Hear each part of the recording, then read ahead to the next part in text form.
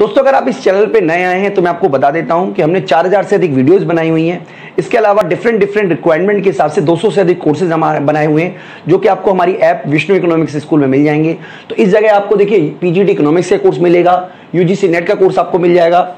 इसके अलावा UPSC economics optional का कोर्स हमारे पास है और यूजी और पीजी यानी कि डिफरेंट यूनिवर्सिटी से अगर आप यूजी और पीजी कर रहे हो तो भी वो कोर्स हमारे पास है। इन सबके लिए आपको हमारी ऐप है विष्णु इकोनॉमिक्स स्कूल, उसको डाउनलोड कर लेना चाहिए। हेलो दोस्तों इस वीडियो में हम बात करेंगे वर्गीकरण के आधार की। आप इसको वर्गीकरण की विधियां भी बोल सकते हो, वर्गीकरण के प्रकार भी बोल सकते हो। तो बच्चों ये क्वेश्चन काफ़ी इंपॉर्टेंट है तो मैं आपको डिटेल में करवाता हूं। तो बच्चों वीडियो को हम लेके जाएं आगे तो आप हमारी ऐप जरूर डाउनलोड कर लीजिएगा विष्णु इकोनॉमिक्स स्कूल। वहाँ पर आपको UG PG UGC NET PGT economics तमाम तरीके के वीडियो नोट्स और टेस्ट सीरीज आपको वहाँ पर अवेलेबल हो जाएंगी। तो चलिए स्टार्ट करते हैं। देखिए यहाँ पे सबसे पहले वर्गीकरण का आधार है भौगोलिक वर्गीकरण, समय अनुसार वर्गीकरण, गुणात्मक वर्गीकरण और परिमाणात्मक वर्गीकरण। तो एक एक करके हम एक एक पॉइंट को समझते हैं। सबसे पहले बात करते हैं बच्चों भौगोलिक वर्गीकरण की, यानी कि भौगोलिक वर्गीकरण में जो वर्गीकरण है उसका आधार जो होता है वो होता है जगह, स्थिति। जैसे मान लीजिए हम बात कर रहे हैं इस भौगोलिक वर्गीकरण की, जैसे मान लीजिए हम बात कर रहे हैं स्थान, ठीक है, स्थान हमारा हो गया। और हम बात कर रहे हैं रोड एक्सीडेंट की, दुर्घटना की संख्या, सड़क लिख देते हैं यहाँ पे, सड़क दुर्घटना की संख्या। तो अब देखिए यहाँ पे जो आधार है दुर्घटना की संख्या का जो आधार है वो है स्थान है, यानी कि ये स्थान के अनुसार भौगोलिक वर्गीकरण आ गया कि जो दुर्घटनाएं वो दिल्ली में हो रही हैं ज़्यादा, या बिहार में हो रही हैं, या उत्तर प्रदेश में हो रही हैं। ठीक है, तो इस तरीके का जो वर्गीकरण है, मान लीजिए दिल्ली में 10 दुर्घटनाएं हुई, बिहार में 20 हुई, उत्तर प्रदेश में 25 हुई, तो ये जो आधार है ये भौगोलिक है। तो इसी को बोलते हैं बच्चों भौगोलिक वर्गीकरण। यानी कि भौगोलिक वर्गीकरण में हम जो आंकड़े हैं उनको वर्गीकृत करने का जो आधार होता है बच्चों वो हमारा होता है भौगोलिक स्थिति। वो एरिया के अंदर भी हो सकती है, जैसे मान लीजिए दिल्ली में भी बहुत सारे एरिया हैं, south Delhi, east Delhi, north Delhi, ठीक है, नॉर्थ वेस्ट दिल्ली, कौन से एरिया में ज़्यादा रोड दुर्घटना हो रही है। इस तरीके से हमारा जो एरिया है, हमारा जो मेन कंसर्न है वो स्थान से बन गया है, इसलिए इसको बच्चों बोलते हैं भौगोलिक वर्गीकरण। समय अनुसार वर्गीकरण में हमारा जो मेन फोकस होता है वो समय पर होता है। जैसे मैं आपको एक एग्जाम्पल समझा देता हूँ, ठीक है। जैसे मान लीजिए कि हम बात कर रहे हैं इसी वाले टेबल की हम बात कर लेते हैं। मान लीजिए हम बात करते हैं वर्ष की, वर्ष 2000, मान लीजिए 18, 2019, 2020, 2021। आप चाहे तो महीना भी ले सकते हो, आप चाहो तो दिन भी ले सकते हो, मतलब समय जो है वो इम्पॉर्टेंट है। और हम यहाँ पे बात कर लेते हैं सड़क दुर्घटनाएं।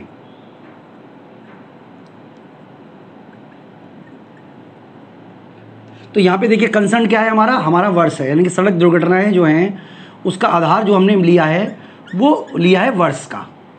तो इस तरीके से बच्चों में पता चलता है कि डिफरेंट सालों में जो दुर्घटनाएं हैं वो लगातार बढ़ रही हैं 2018 की तुलना में। यानी कि तुलना भी हम कर सकते हैं, यानी कि जब हम आंकड़ों को वर्गीकृत करते हैं भौगोलिक स्थिति के अनुसार उसकी, तो इसको बोलते हैं भौगोलिक वर्गीकरण। और समय के अनुसार वर्गीकरण कर रहे हैं तो इसको बोलते हैं समय अनुसार वर्गीकरण। इसके अलावा बच्चों देखिए डेटा में अपने कई सारे गुण होते हैं और गुणों के आधार पर जब आप वर्गीकृत करते हो तो उसको बोलते हैं गुणात्मक वर्गीकरण। जैसे सरल वर्गीकरण हुआ, तो सरल वर्गीकरण में किसी विशेषता का होना या ना होने के आधार पर वर्गीकृत किया जाता है। जैसे मान लीजिए मैं यहाँ पे लिख देता हूँ सरल वर्गीकरण का एग्जाम्पल।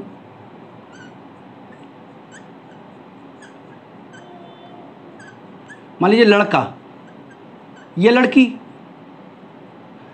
अब या तो वो लड़का होगा या लड़की होगा, इस आधार पर हमने उसको डिवाइड कर दिया। या शिक्षित, अशिक्षित,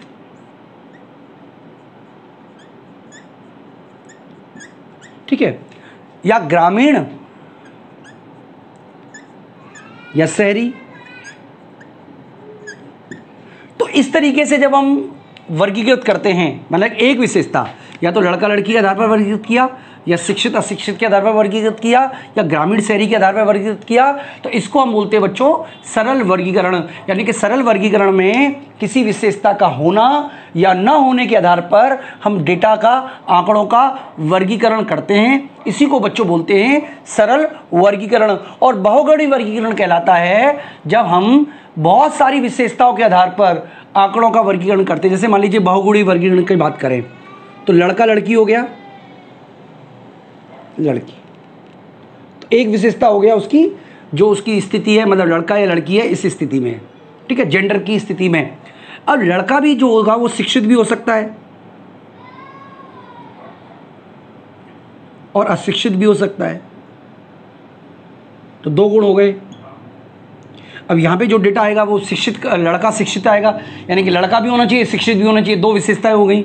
इसी तरीके से यहाँ पे भी आएगा शिक्षित लड़की और अशिक्षित। अब ये देखिए 2 विशेषताएं हो गई, शिक्षित और अशिक्षित। अब मान लीजिए शिक्षित में भी हम 2 कैटेगरी बना सकते हैं, ग्रामीण और शहरी। अगर मान लीजिए मैं यहाँ पे 10 लिखता हूँ तो इसका मतलब क्या हुआ, 10 लड़के जो शिक्षित हैं और ग्रामीण इलाके में रहते हैं, यानी कि 10 लड़के ऐसे हैं जो 10 लड़के शिक्षित और ग्रामीण इलाके में रहते हैं। इसी तरीके से बच्चों अशिक्षित और ग्रामीण इलाकों में, अशिक्षित और शहरी इलाकों में लड़के भी होना चाहिए। तो 3 विशेषता हो गई ना, एक तो जेंडर हो गया उसका विशेषता या लिंग कह सकते हो उसकी विशेषता, दूसरा उसकी शैक्षिक स्थिति, तीसरा उसका आवास। तो जब 2 या 2 से अधिक विशेषताओं के आधार पर हम आंकड़ों को वर्गीकृत करते हैं तो उसको बोलते हैं बच्चों बहुगुणी वर्गीकरण। यानी कि एक विशेषता के आधार पर करोगे तो सरल वर्गीकरण है, और एक से ज़्यादा विशेषताओं के आधार पर वर्गीकृत करोगे डेटा को, आंकड़ों को, तो उसको बोलते हैं बच्चों बहुगुणी वर्गीकरण।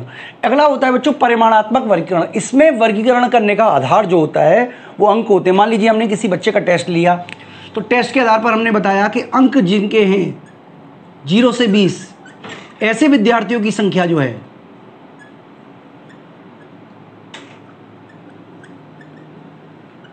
मान लीजिए 10 है, 20 से 40 अंक लाने वाले विद्यार्थियों की संख्या मान लीजिए 5 है, 40 से 60 अंक लाने वाले बच्चों की संख्या मान लीजिए 12 है, 60 से 80 लाने वाले बच्चों की संख्या मान लीजिए 10 है, और 80 से 100 नंबर लाने वाले बच्चों की संख्या केवल 2 है। तो ये जो वर्गीकरण किया गया है इसे बोलते हैं बच्चों परिमाणात्मक वर्गीकरण।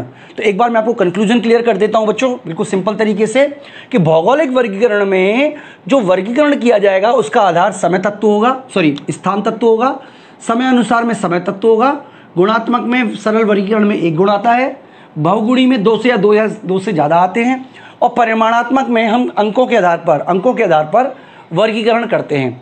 तो बच्चों मैं उम्मीद करता हूं कि आपको अच्छी तरीके से कंसेप्ट समझ में आ गया होगा। अगर आपने हमारी ऐप डाउनलोड नहीं की है तो आप हमारी ऐप जरूर डाउनलोड कर लें, विष्णु इकोनॉमिक्स स्कूल, और वहां पर आपको नोट्स, PDF, टेस्ट सीरीज सब चीज़ अवेलेबल होगी। आप हमारी वीडियो को जरूर लाइक करें, चैनल को सब्सक्राइब करें। इस वीडियो में इतना ही दोस्तों, थैंक यू।